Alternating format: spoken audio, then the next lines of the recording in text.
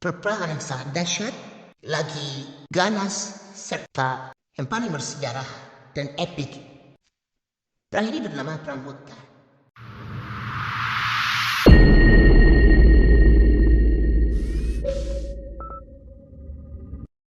Perang Mu'tah adalah peperangan yang terjadi pada tahun 8 Hijriah.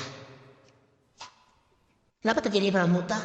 Pada saat itu Rasulullah mengirim sebuah utusan seorang sahabat untuk pergi ke Romawi, dan latihan di Romawi ini menolaknya dan membunuh utusan Rasulullah. Ini menandakan jika seseorang membunuh utusan dari pengutus, maka ini menandakan sebuah ancaman atau perperangan. Maka bisa disimpulkan bahwa Raja Romawi ini mendeklarasikan perang kepada Rasulullah SAW. Rasulullah pun akhirnya mengutus beberapa sahabat untuk pergi ke Mekah ataupun untuk memerangi para pasukan Romawi. Rasulullah memilih 3 jenderal. Yang pertama ada Zaid bin Harithah, Ja'far bin Abi Thalib, dan Abdullah bin Rawahah. Rasulullah tidak mengikuti perperangan ini, dan beliau menjelaskan bagaimana situasi di Mu'tah pada para sahabat yang ada di Madinah. Dan uniknya di perang Mu'tah ini ada juga Khalid bin Walid, di mana dia baru saja masuk Islam pada masa itu. Dan kenapa Rasulullah tidak memilih Khalid bin Walid? Padahal semuanya tahu kalau Khalid itu hebat dalam pertempurannya, dalam segi berperangan. Faktornya banyak. Salah satunya karena agar tidak terjadi kesyirikan. Jika Rasulullah langsung memilih Khalid bin Walid, maka para sahabat atau sahabat lainnya pasti akan menduga, wah, kalau ada Khalid pasti menang nih. Para sahabat berangkat dari Madinah menuju dari Madinah, Khaybar, Taimah, Tabuk, Ma'an sampai Mu'tah. Itu kira-kira jaraknya 1100 km. Nah, jarak segitu. Paling kalau kita ya, anak-anak zaman sekarang atau pemuda-pemuda atau orang zaman sekarang, kalau jalan 100 km lah, 10 km aja udah capek. Gimana 1100 km dari naik unta, kuda, ada yang jalan, ada yang naik unta.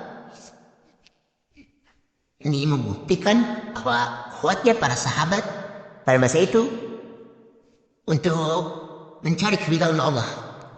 Ketika para sahabat sudah sampai di medan perang atau di Mu'tah,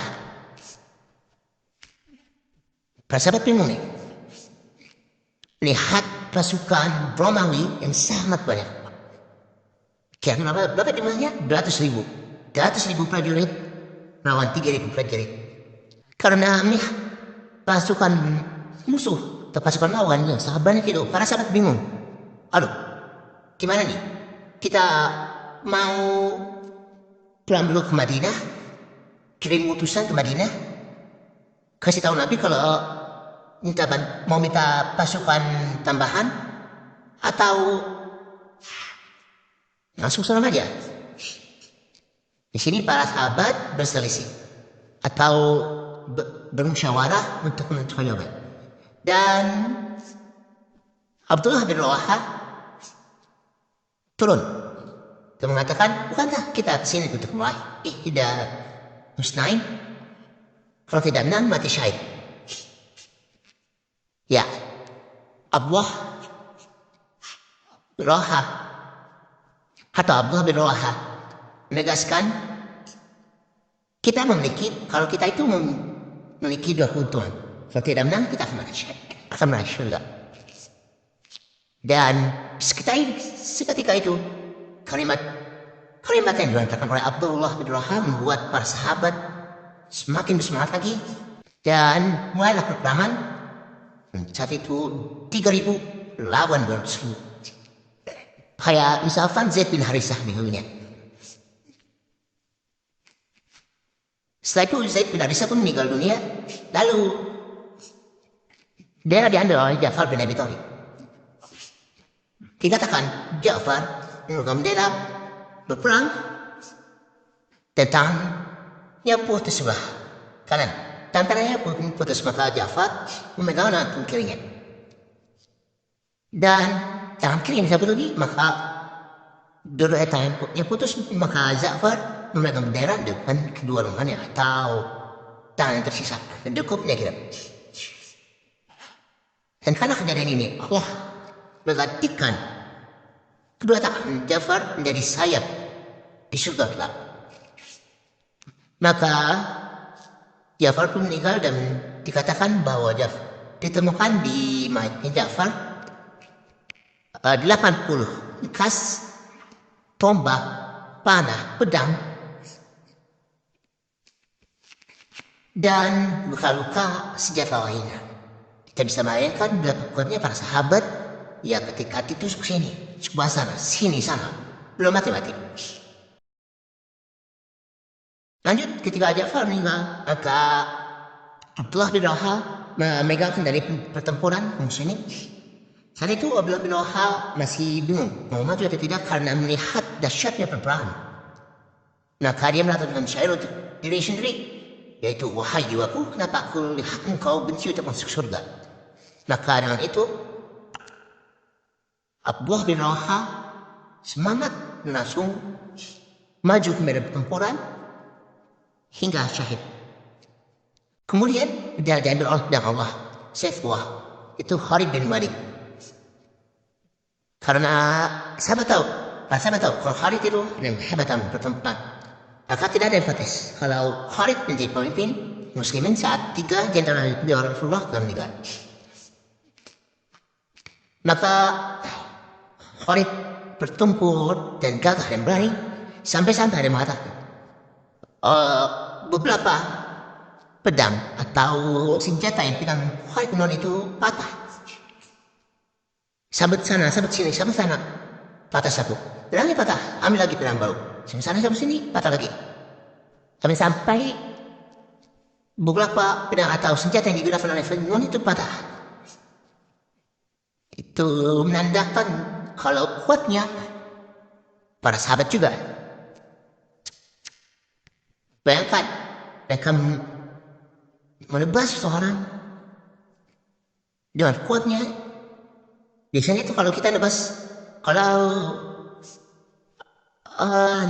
lah, nebas pedang sih minimal tangan kita pasti bakal kesakitan atau nyeri-nyeri itu kan. Kalau ini apalagi ini udah ratusan atau puluhan lebih orang yang tebas sama Khalid. Maka patah satu, gatal lagi, patah lagi, gatal lagi, patah lagi, gatal lagi. Nah, itulah kisahnya pada siang hari. Maka saat pada malam hari Khalid menyusun strategi yang dimana dia memikirkan bagaimana caranya mundur dengan terhormat. Maka dengan ini Khalid menyusun sebuah strategi yang dimana pasukan depan diganti dari belakang, kanan dari kiri, dan semuanya ditukar dengan kebalikannya. Maka dan juga di belakang pasukan kaum muslimin itu ada kuda-kuda yang berputar dengan sangat keras, dengan suara yang sangat keras. Maka pada keesokan harinya pasukan muslimin itu pasukan Romawi itu kaget. Jadi kami lihat pasukan muslim, aduh, kok ini baru-baru wajahnya kan saya lihat orang-orangnya udah diganti lagi formasinya, tempat-tempatnya udah diganti sama Khalid. Maka ketika orang-orang yang kemarin ketemu sama lawannya, aduh, kok ini udah beda lagi wajahnya. Mereka ngira gitu, mereka ngira kalau pasukan muslim itu mendapatkan bantuan dari pasukan lain, atau pasukan muslimin dapatkan bantuan yang kemarin tinggal mati-mati, apalagi sekarang makin banyak gitu ya. Dan makanya itu pasukan muslimin pun berperang dengan pasukan Romawi, bertakbir, dan perlahan-lahan satu persatu pasukan muslimin pun mundur satu persatu, dan akhirnya mereka mundur secara terhormat Dan pas Romi gak berani ngejar. Ya bakal mereka takut kalau di sana tuh di ujung sana ntar bakalan ada pasukan besar yang bakal menghukum mereka. Karena formasi Khalid dan Walid dan karena pertolongan Allah, ini maka mereka. Kita pernah